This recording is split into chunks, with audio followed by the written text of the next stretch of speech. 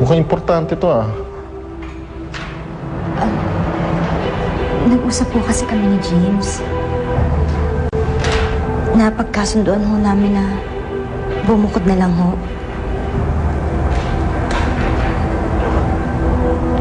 Isasama niyo yung bata.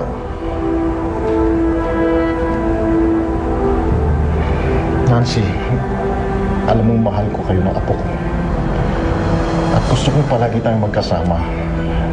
Hindi ko kaya na hindi na buong pamilya natin. Pero tay... Tiisin mo muna ang tita Molina mo. Para sa akin, please. Tay, gusto ko lang naman hong ilayo ang pamilya ko kay Clarissa. Clarissa? Anong kinalaman ni Clarissa dito?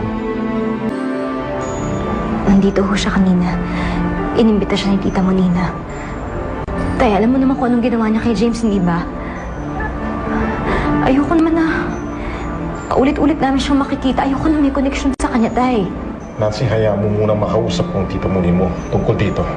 I'll make sure hindi na maulit to. Oh, Ralph!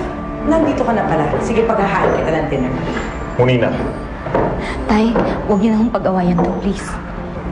Pag-awayan ng alin? Pinapunta mo dito si Clarissa. Sumusobra ka na.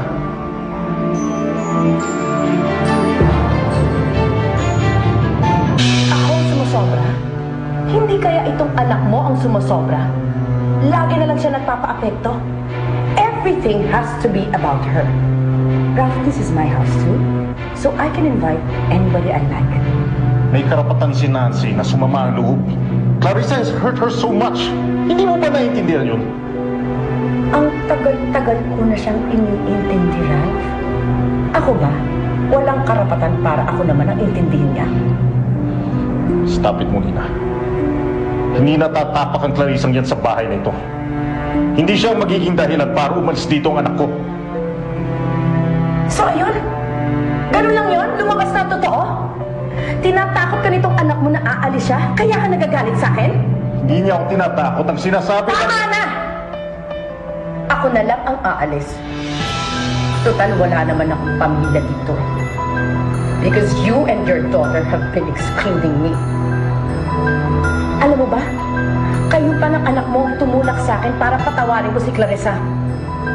Dahil kahit pa paano, she can make me feel like I have a family.